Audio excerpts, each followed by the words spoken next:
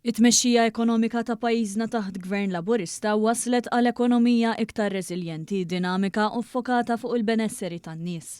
Dan kien il-messaġġ li ħareġ f'konferenza tal-aħbarijiet mill-Partit Laburista, indirizzata mill-Ministru Silvio Xkembri u s-Segretarju Parlamentari Rebecca Buttigieg.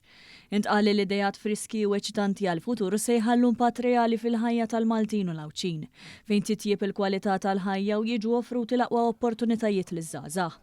Il-Ministru Xkembri qal kif il-pjan kostit tal-Partit Laburista taħt it-tmexxija tal-Prim Ministru Roberta Bela jagħti importanza wkoll lejn il-benesseri permezz tal-Wellbeing Index, juri serjetà wkoll fl-implementazzjoni.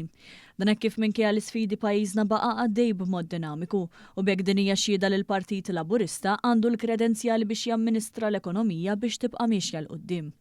Qal ukoll kif itkabbir ewlien ġie mis-settur diġitali li kien rekord, kif ukoll setturi ġodda u ta' kwalità li bekk ippermettew li jkompli jsostni s-sussidji u jmexxi l qudiem il-Viżjoni Malta 2050.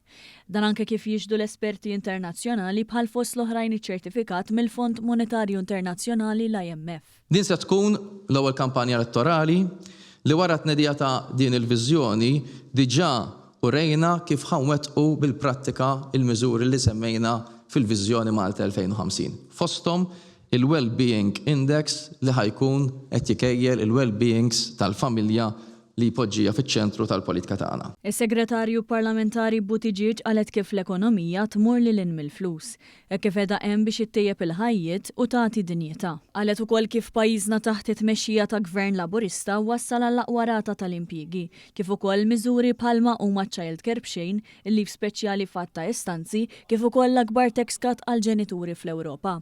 Temmet tgħid kif il-Partit Laburista għandu track record ċar li dak li nwedu nwettquh u nwettqu aktar. Nassigura lill-poplu tagħna li kif għamilna mill-kabinett fis-snin li għaddew fejn verament rajna li dejjem żammejna id-dinjità u l-well-being bħala parti ewlenija mit-tkabbir tal-ekonomija, se nkunu qed inkomplu bl-istess ritmu u bl-istess ħsieb fi żmien li ġej. Ġala darba il-poplu jkun qed itina l-fiduċja tiegħu.